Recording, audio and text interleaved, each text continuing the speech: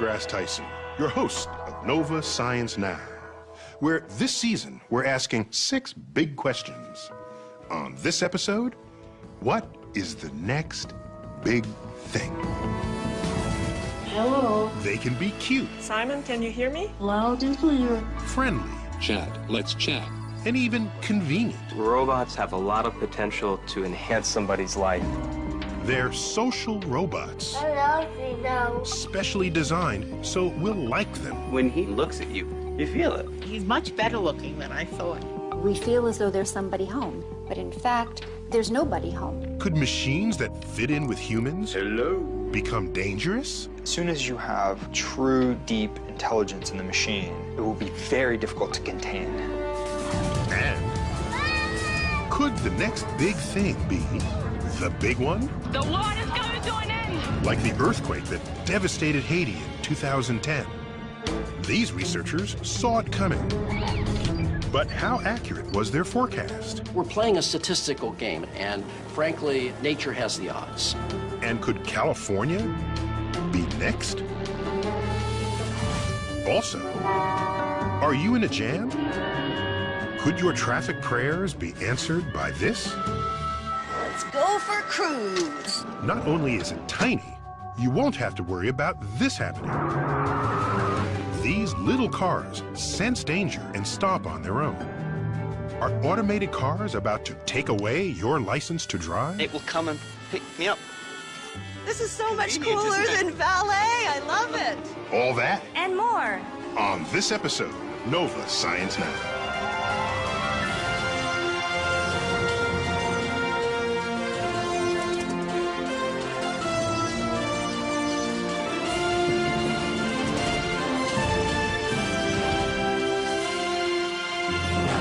When we imagine the future and high-tech solutions to all our problems, one of the first things that comes to mind is the robot. A computer-driven machine that tirelessly fulfills our every need.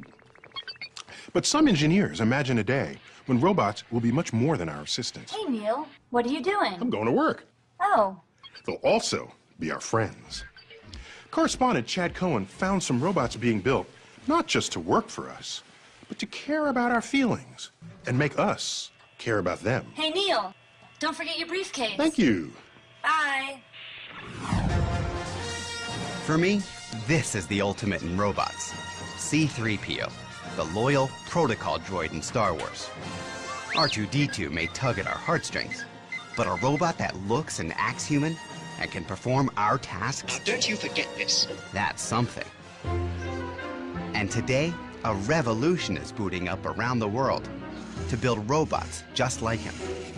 Engineers, scientists, even artists are developing robots to take over what have forever been uniquely human tasks.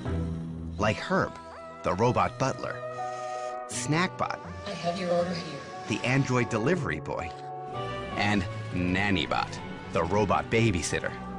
In Japan, where the aging population is growing faster than in any other country, researchers are developing robots to care for the elderly. Robots like these seem destined to become part of everyday life, if we can make them act less like machines and more like us. Hello. Simon, can you hear me? Loud and clear. Can you hear me? Here at the Georgia Institute of Technology, roboticist Andrea Tomas and her graduate students Simon, take this. are striving to create a kinder, gentler-looking robot. One with a touch of grace Let me take a closer look. and a face that's easy to love. We wanted the robot to have a friendly, childlike look so that people are not afraid to interact with it. Thank you. One of the things that robots can do is give social cues of what their intent is. So a humanoid robot looking over where it's about to reach, that gives a person a good feeling that they know what the robot is going to do. Yes, Simon, that's correct. You have learned the task. If we are comfortable with Simon, the theory goes, it will be easier to welcome and incorporate him into our lives. That was fun. Roboticist David Hansen agrees. But he's not just making robots that look and act friendly At his home/laboratory outside of Dallas, he's humanizing machines on a whole new level. Whoa. So, I'd like to introduce you to Phil. That is just... Hello, Philip. Hi, nice to see you. That is so bizarre. This is Philip K. Dick.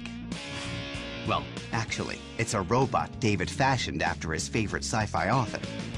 Dick, who died in 1982, wrote the story that inspired the cult classic, Blade Runner, in which robots and humans are indistinguishable.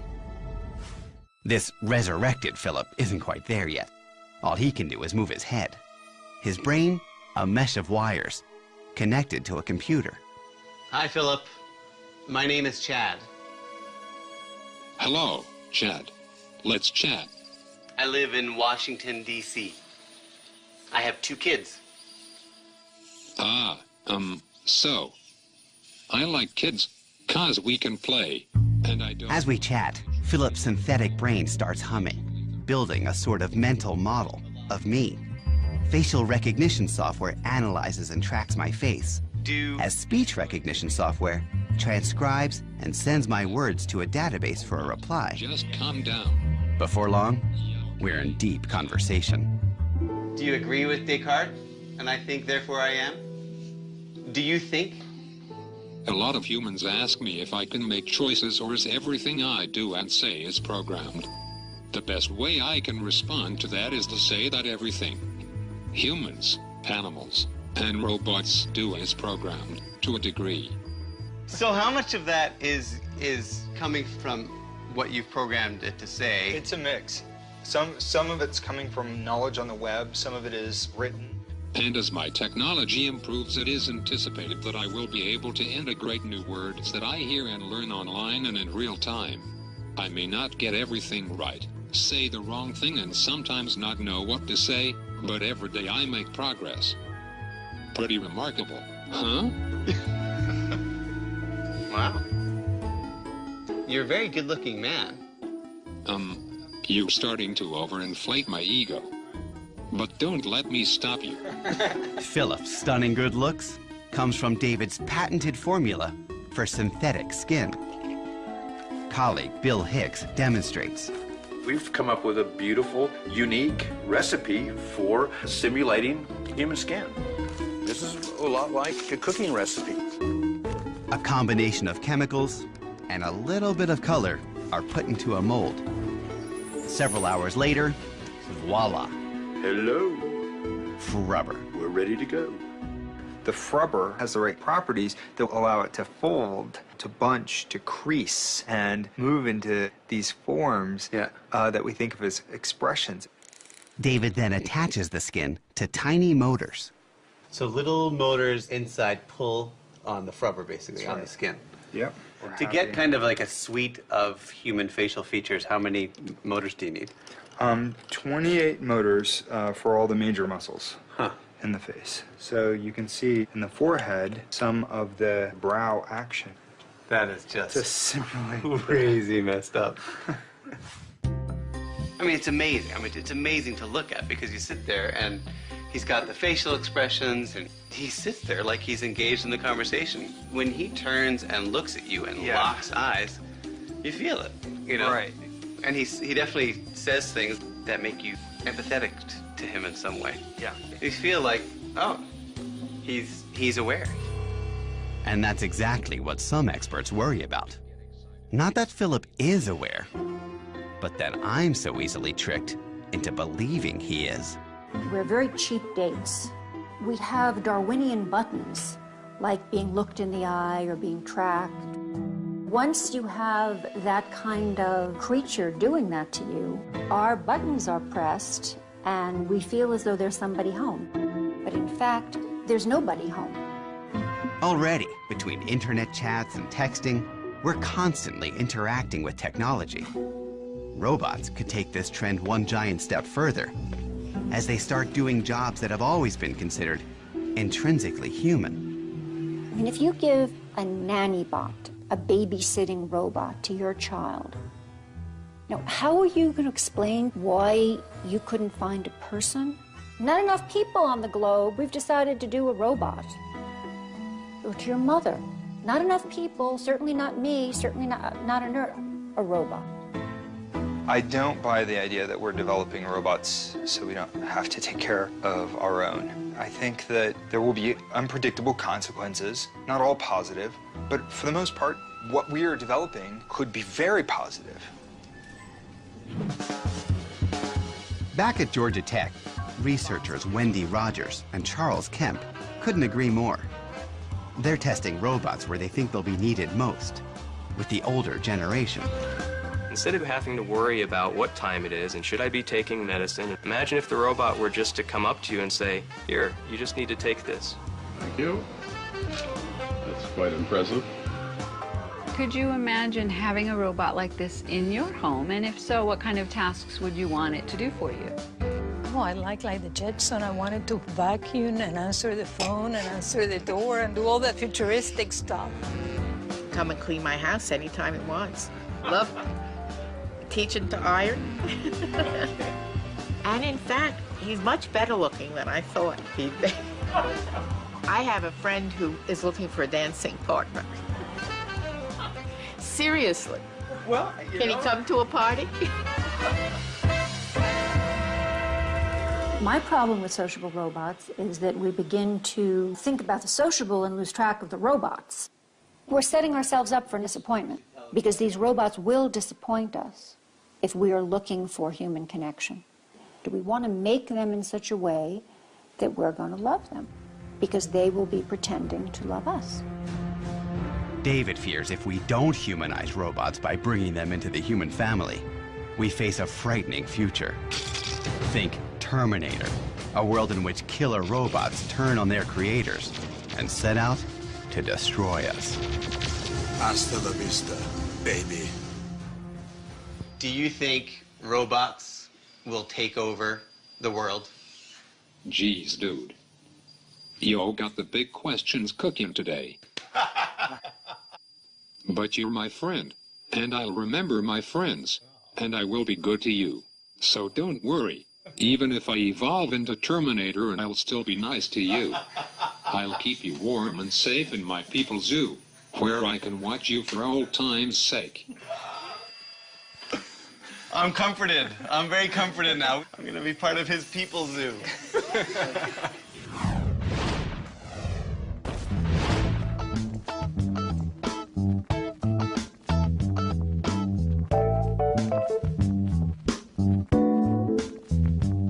I said, love, give robots your love. I'm in love with a robot girl. I fell in love with a robot. Yeah, I'm in love with the Terminator, yeah. My robot girl.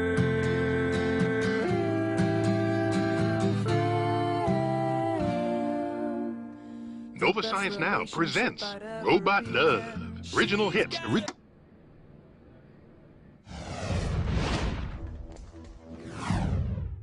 Even with all our technology and the inventions that make modern life so much easier than it once was, it takes just one big natural disaster to wipe all that away and remind us that here on Earth, we're still at the mercy of nature. We don't know how to stop these natural disasters. Thanks to technology, we're getting better at seeing them coming. But some approaching disasters aren't visible from the sky. Catastrophic earthquakes, capable of wiping out entire cities, are driven by forces deep underground. If only we could peer beneath the surface and see what's coming. Correspondent Kirk Wilfinger takes us to some tectonic hotspots where researchers are inventing new tools to try and detect killer quakes before they strike. This is what Port-au-Prince, the capital of Haiti, looked like on January the 11th, 2010.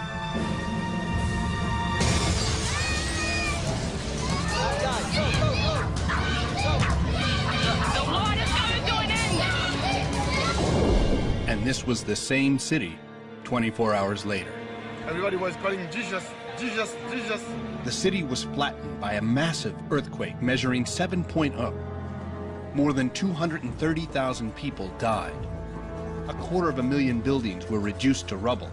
The Haiti earthquake of January 12th is the 5th largest killing earthquake in history. But it was not unexpected. There was a police station there. You can't see anything, and that's because there's nothing left. But almost 2 years before the quake, geophysicist Eric Calais saw this coming. Along with his colleagues at the Haitian Bureau of Mines, they actually forecast this earthquake with amazing accuracy. With the University of Purdue, we calculate the magnitude of the earthquake, and we have found 7.2. And we knew that this earthquake will be very, very catastrophic. Yeah. They did it by measuring Earth's movements along the Enriquillo fault zone. The Enriquillo fault, a giant crack in the Earth's surface, runs the entire length of Haiti. If you could peer underground, you'd see a complex jumble of jagged fissures where pieces of the Earth's crust rub up against each other. The two sides of the fault drift in opposite directions. Eric's team set out to measure the speed of the two moving plates. In 2003, they placed 6 steel pins in key locations on both sides of the fault. It's a piece of metal, stainless steel, that we sealed at the top of this building. On top of each pin, Eric attached a GPS antenna linked to a satellite 12,500 miles up. The global positioning system can detect even the tiniest movements of the pins, showing Eric that the two sides of the fault are moving about 1/4 of an inch away from each other every year. It doesn't sound like much, but it makes a big difference, because the two sides don't slide smoothly. Friction keeps the rocks locked together, and tension builds up. What we saw was a fault being loaded, just like a rubber band. Eventually, the rubber band snaps. The result is an earthquake. But how powerful would the earthquake be? Eric did a simple calculation. The speed of the two plates, 1/4 inch or 7 millimeters per year, times the number of years since the last known big earthquake, 250. 7 times 250 is about 1.8 meters. So there's 1.8 meters of motion that could be released.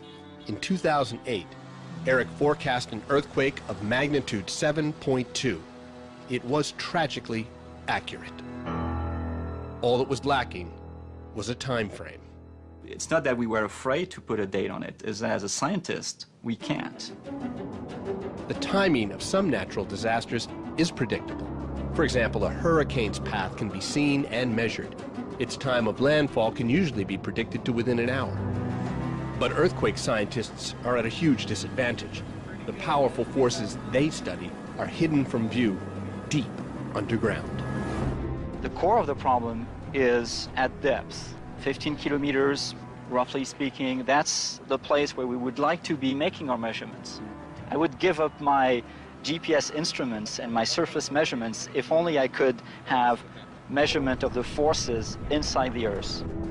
And that's what they're trying to do at another earthquake hotspot thousands of miles away.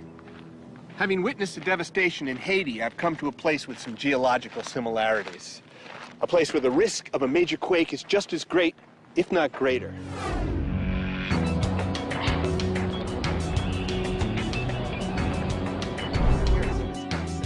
In California, Ernie Major and his team are placing instruments deep inside the Earth, where the seismic forces that cause earthquakes are born. And we have a seismic source, and then we have a seismic receiver. Source and a receiver. A source and receiver. The tubes are placed in holes dug deep into the rock, 3,000 feet deep. Now, why 3,000 feet? Well, that's as deep as we can get. Imagine trying to see 3,000 feet, a half a mile underground. That's 9 of the towers behind me stacked one on top of the other, drilled into solid rock. So, all right, hear that little pop, pop, pop, pop, pop. So that vibration goes out through the Earth, and this oscilloscope here. Oh, yeah. Is measuring the signal. In 2005 and 2006, while measuring stress along California's San Andreas Fault, Ernie's team got a reading that caught them by surprise. The audio pulses suddenly began to speed up. This happened just before a magnitude 3 earthquake. The change started about 10 hours beforehand. This could be something people have sought for centuries. An earthquake warning sign, a way to predict when an earthquake is about to happen. So, have you been able to be consistent with this? But we hope to replicate this over the next year or so. We might be on the path for prediction. We don't know that yet. Earthquake prediction, to some extent, is the holy grail of the whole field. And nowhere are they searching harder for the Holy Grail than here in California. It's riddled with active geological faults, the most infamous being the San Andreas, which runs the length of the state and is one of the most studied faults in the world. Tom Jordan coordinates 600 scientists to produce an incredibly detailed, comprehensive earthquake forecast for California that maps out which communities are most at risk.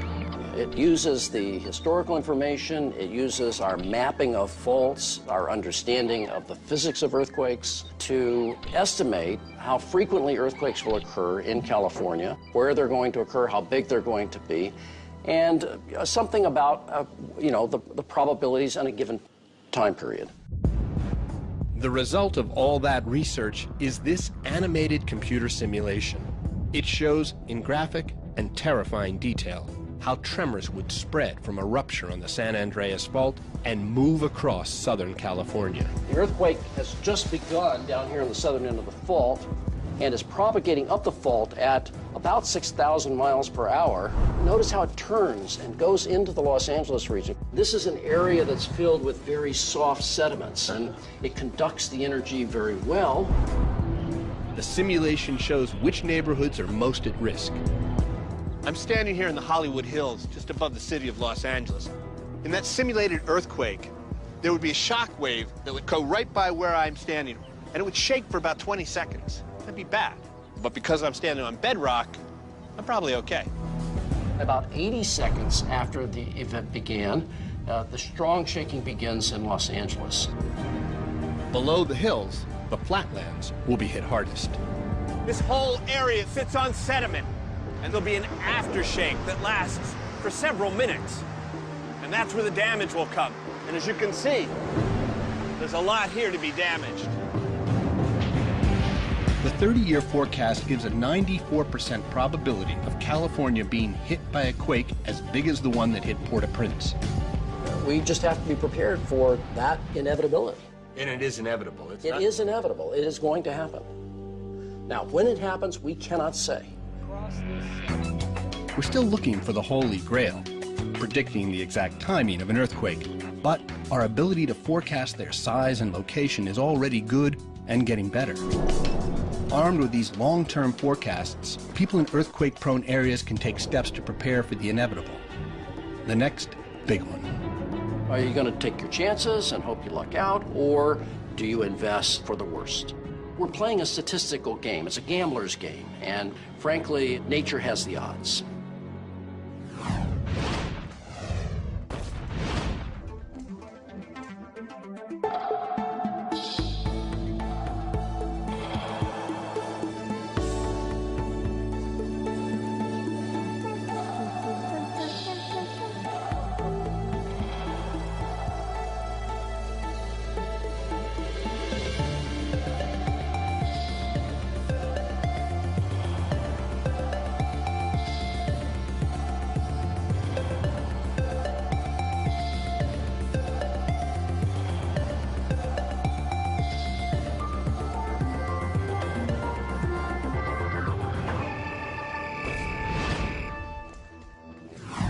We all know it's dangerous to drive and do other stuff at the same time.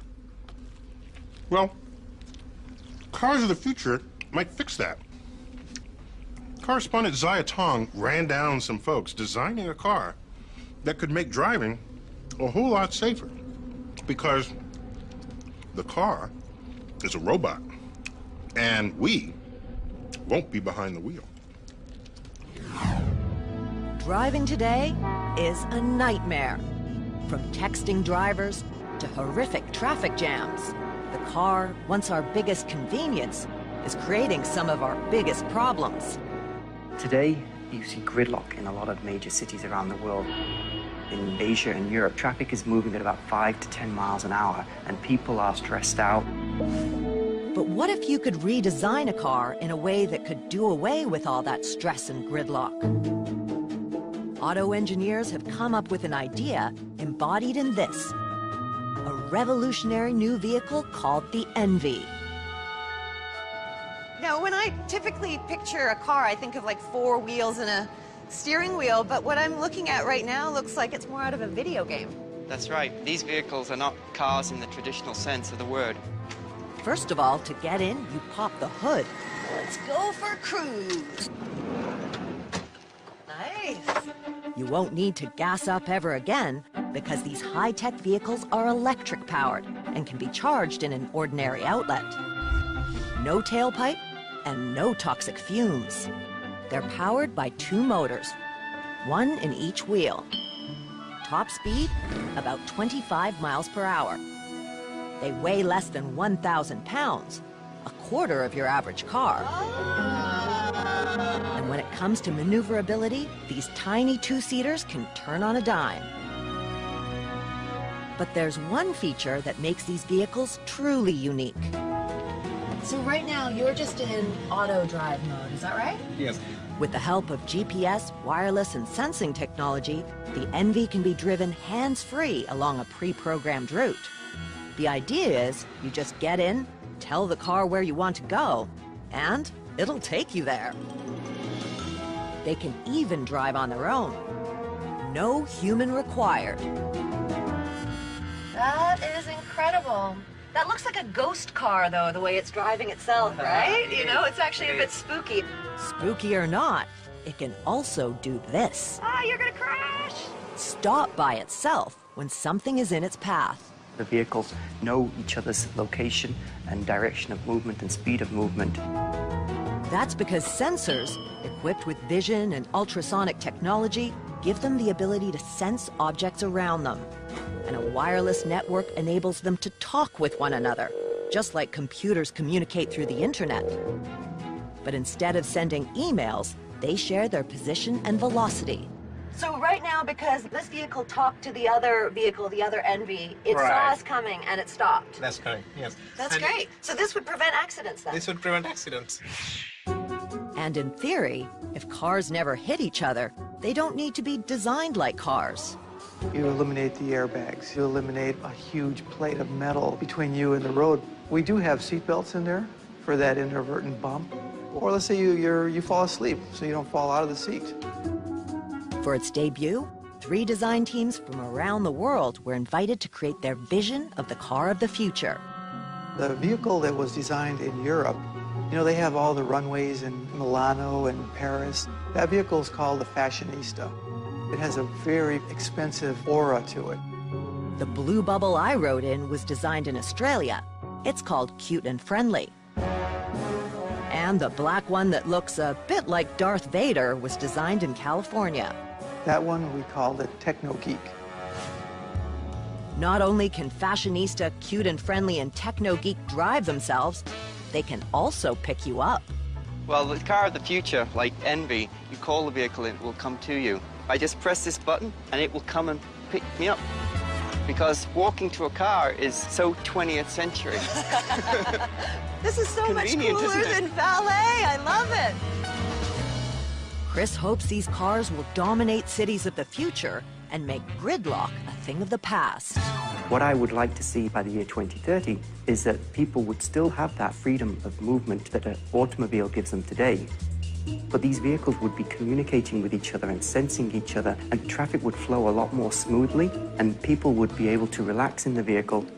But what really gets me excited is the fact that this vehicle could provide accessibility for people who currently don't have access to an automobile. I'm thinking of people who are old, people who are very young, and people who are disabled. When will the ENVIs be roadworthy? It's hard to say. There are many technical hurdles still to overcome. In fact, this poor little ENVI ran out of steam right in the middle of our drive. And cars like this aren't equipped to drive on the highway alongside unpredictable humans. To be safe, the ENVIs will need roadways of their own, where cars, not people, are in control. Until then, cars like these will remain the stuff of automakers' dreams and designers' fantasies.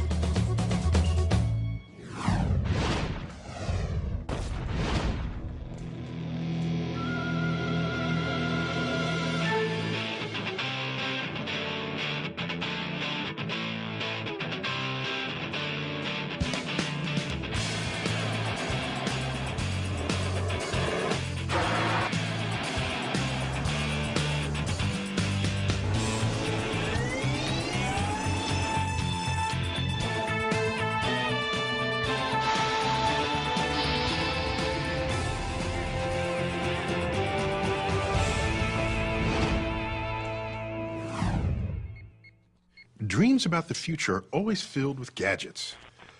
Already, we've got plenty. Smartphones, computers, tablets, and at the rate we're going, we're sure to get more. But all these wonders of technology rely on a tricky commodity, electricity. And the truth is, the system that powers all this stuff is on its last legs. Free charge, battery. Recently, I met up with some people who are racing to reinvent the electrical lifeblood of our technological age,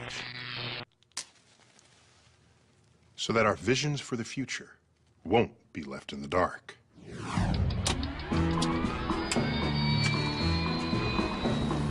I'm about to get a bird's eye view of the most interconnected machine on Earth, made up of more than 5,000 power plants, 200,000 miles of transmission lines, delivering electricity to millions of American homes. A 20th century marvel of engineering, our electric grid. Oh, I'm looking at the network of transmission lines. They just go far and wide. Yes, they do. The electrical grid is basically an interstate for electricity, and it goes all over the whole country. The grid got its start during the Depression, when the federal government brought electricity to the heartland. But this century-old marvel of engineering is ill-equipped to handle the demands of an energy-hungry society. Not only is it dirty, about half of our electricity comes from coal-burning power plants that emit greenhouse gases. More than half of our energy is lost in the way we produce, transmit, and use it. According to Eric Leitner, director of the Federal Smart Grid Task Force, the best way to make our grid more efficient and tackle climate change is with a smart grid. Smart grid. That means right now it's a dumb grid. Well, it's not as smart as it could be, let's just say that. An underachieving grid. Yeah, there you go, an underachieving grid. There's no better place to see how the grid works and why it needs some smarts than here. Think air traffic control. But instead of coordinating 747s, these dispatchers monitor the flow of a dynamic and dangerous force that travels close to the speed of light. Electricity starts its journey to us from huge power plants like this, where first, coal is burned to heat water.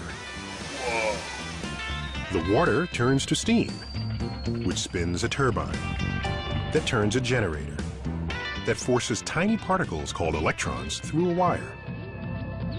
That's electricity. No matter how you generate that flow of electrons, the amount has to be just right. That's because too few electrons can cause a blackout, and too many can fry your electronics. As demand increases or decreases, a power plant has to either go up or down to meet that demand. And you're monitoring this in real time? In real time. It's a very delicate balancing act. These dispatchers are desperately trying to maintain that delicate balance. Something just happened. For instance, in this drill, a generator has suddenly gone offline. We just lost a large unit in the west. These grid operators have only a few minutes to solve the problem, and they're forced to do it the old-fashioned way, by getting on the phone with power plants in search of more electrons. If they can't find them, they turn to power plants like this one. It's called a peaker plant because it's only used during power peaks, about 100 hours a year. The rest of the time, plants like this are sitting around on standby, a wasteful and expensive way to produce energy. In fact, about 25% of the cost of producing electricity is spent keeping these plants on hold. But dispatchers don't have much of a choice. Frequency's back to normal. And here's where a smart grid could make a real difference. Starting with those old-fashioned power lines. At the Electric Power Research Institute, they're working on giving them some smarts. We're going to install sensor 460 on the closest line. This little sensor may not look high-tech, but it has the ability to analyze the condition of a power line. Going hot on 4? For instance, when too many electrons flow through a power line, it gets so hot it starts to sag. Not only that, When a line sags, it gets closer to the ground, and therefore it gets closer to trees, and the electricity going down the line will now go down the tree. the result? A blackout. Like the one in 2003 that shut down power to millions of people in 8 states and parts of Canada. What caused the blackout in 2003? You can put it simply and say there are some mischievous trees that decided to knock down some power lines. And at some level, that's true. But the deeper reason is that the grid operators or the utilities didn't have the technical capacity to tell them what was happening on their own power lines. Smart sensors like this can analyze the condition of a power line and send that information wirelessly to grid operators before the lights go out. But to make our grid truly efficient, it must undergo an even larger transformation. Imagine if the internet were to merge somehow with the dumb electricity grid we have. That's the kind of embedded intelligence a smart grid should have. Intelligence that starts at the power plant and travels all the way to your home. Here's how the grid of the future will work. Your electric company is going to swap your old meter with a smart meter, equipped with wireless communication. All your appliances will also be smart. They'll be able to communicate with your meter, which in turn will be in constant contact with the grid. This two-way communication between your electric company and your home will enable the grid to actually ask you for help when it's running low on electrons. Let's say you're running your clothes dryer, and your meter gets a signal that the grid needs power. It can turn down the heat, freeing up some electrons for use elsewhere. All that happens is your dryer will turn off the heat for 30 seconds. The drum will continue to spin. You will never even know that that event took place. The same thing will happen with your air conditioner, dishwasher, even your water heater. And when millions of homes with tens of millions of smart appliances do the same, dispatchers will have a whole new way to prevent blackouts and get more mileage out of the electricity we generate. There's no doubt that transforming the most interconnected machine on Earth into one of the smartest is a colossal task. But if we want to tackle global climate change and keep the lights on for generations to come, it's a challenge we'll have to face. Some people think the smart grid is such a huge project that it can't get done. But let's remember, energy is the biggest industry on Earth, by far. We can't live without it.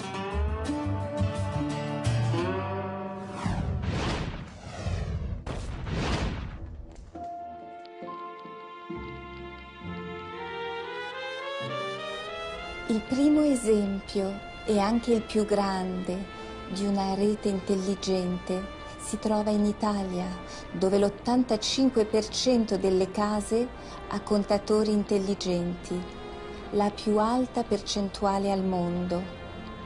Con questo sistema si può controllare a distanza l'installazione della corrente, leggere i contatori e rilevare interruzioni del servizio. È veramente una grande svolta.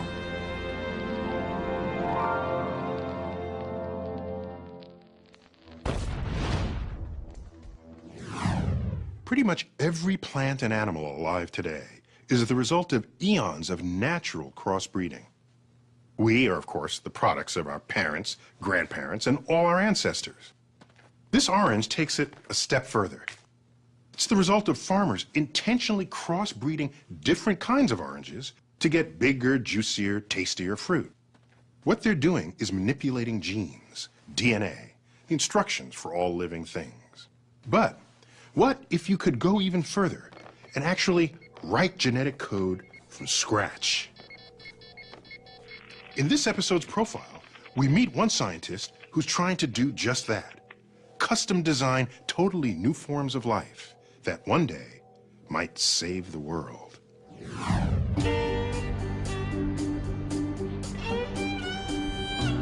Jay Kiesling was raised to work the earth, but instead, this tough Nebraska farm boy might just save the world.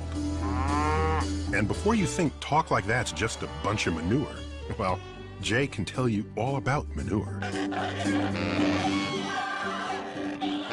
We had 200 pigs, and with 200 pigs, there's a lot of manure.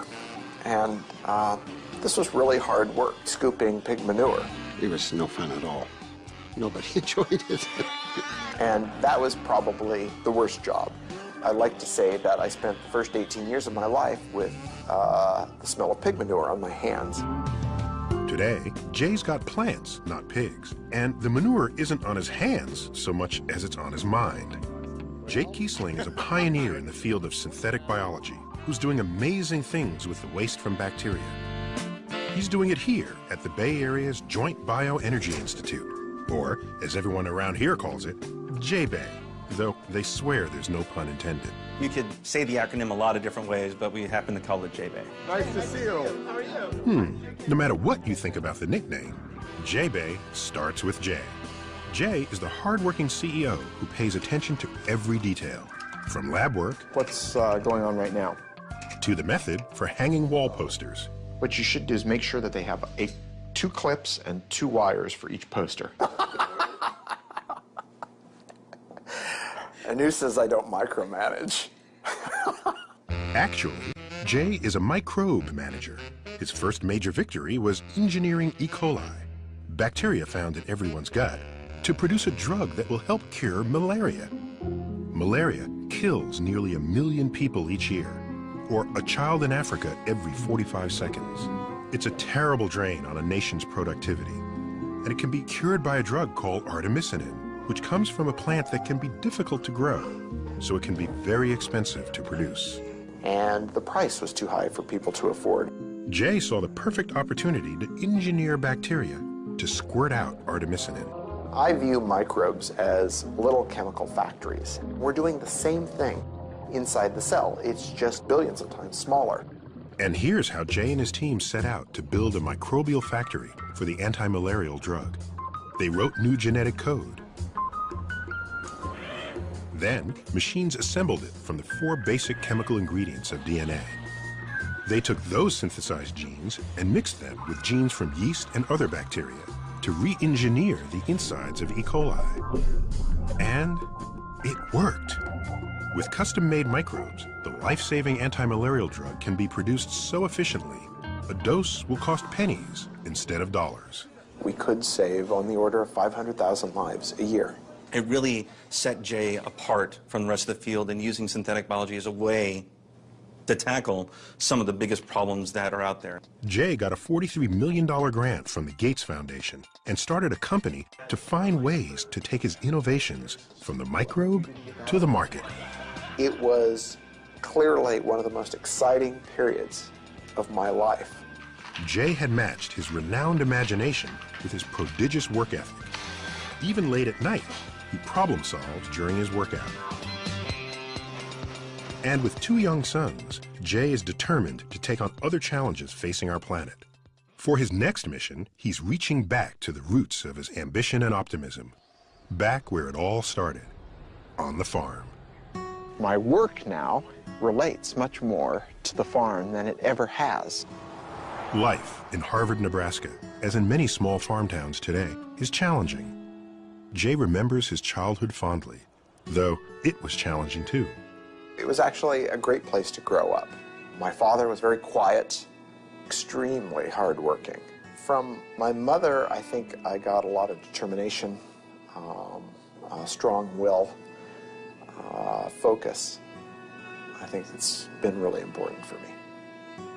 Jay's mother died when he was only 11 years old. I remember it clearly.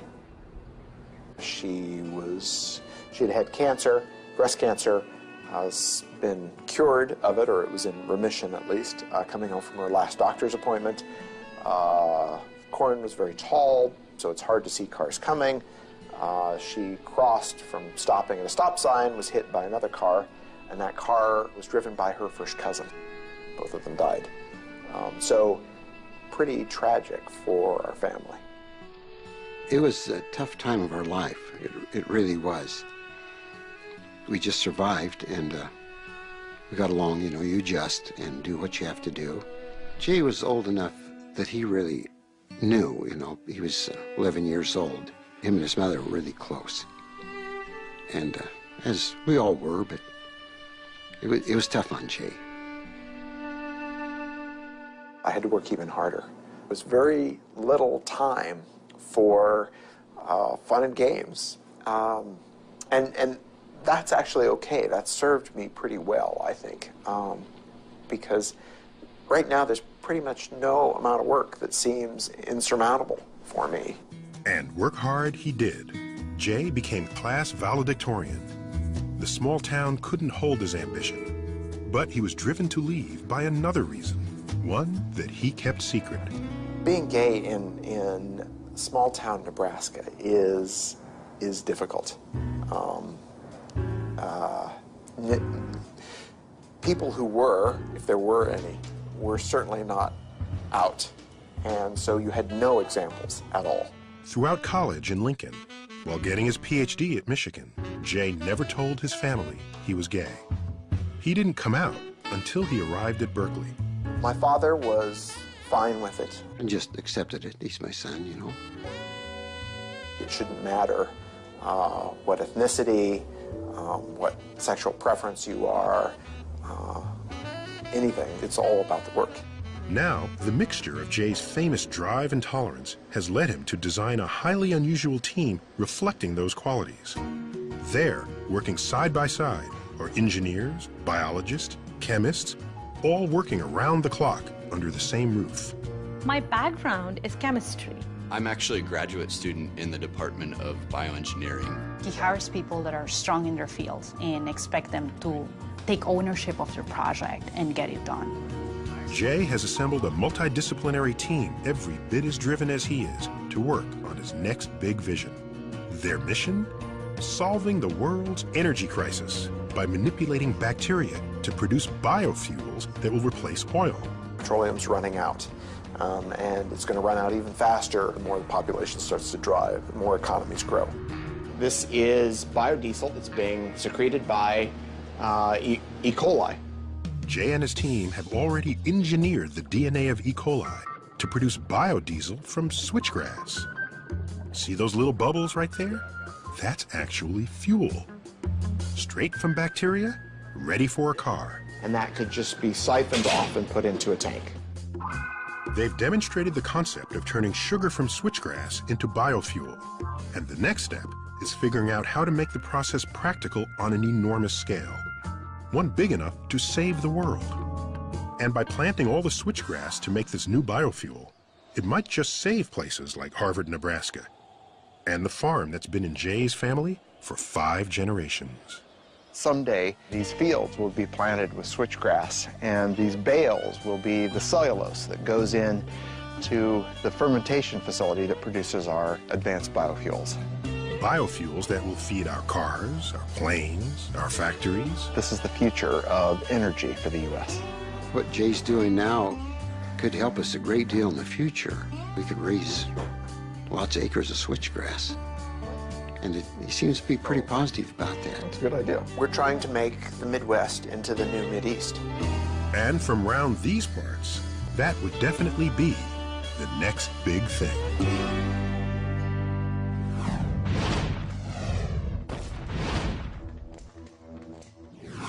And now for some final thoughts on the next big thing. For most of human civilization, the pace of innovation has been so slow that a generation might pass before a discovery would influence your life, culture, or the conduct of nations. Today, and for a while now, we've come to expect major changes several times within a decade, especially among the developed countries. Some are big and obvious, like the invention of the telephone, the car, the airplane, or the computer. Some are big but unfold slowly. Electrified cities and countrysides, access to abundant supplies of food, or the countless ways we now communicate with one another. Some of my favorite big things are the accumulation of little things, like the unending role of composite materials in our lives, or the steady growth and power of the internet. More often than not, the next big thing takes you by surprise. You don't see it coming. You don't know or believe you need it. Then the inevitable happens. You can't live without it. A last category of big thing comes from the discovery of ideas or perspectives. In 1968, Apollo 8 was the first spacecraft to ever leave Earth for another destination, the moon. Astronauts on board didn't land, but looped around the backside and snapped a photo of Earthrise over the barren lunar landscape. It took a voyage of the moon to see Earth for the first time. Enlightened and empowered by that single image, we transformed the way we care for our planet, which may just be the biggest thing of them all. And that is the Cosmic Perspective. And now we'd like to hear your perspective on this episode of Nova Science Now. Log on to our website and tell us what you think. You can watch any of these stories again, download additional audio and video, explore interactives, hear from experts, and watch revealing profiles from our web-only series, The Secret Life of Scientists and Engineers. Find it all at pbs.org. That's our show. We'll see you next time.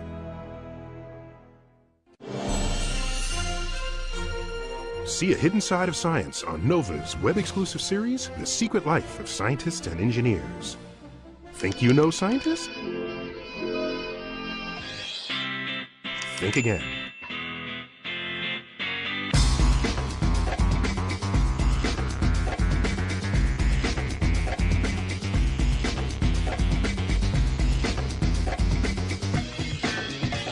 NOVA's The Secret Life of Scientists and Engineers.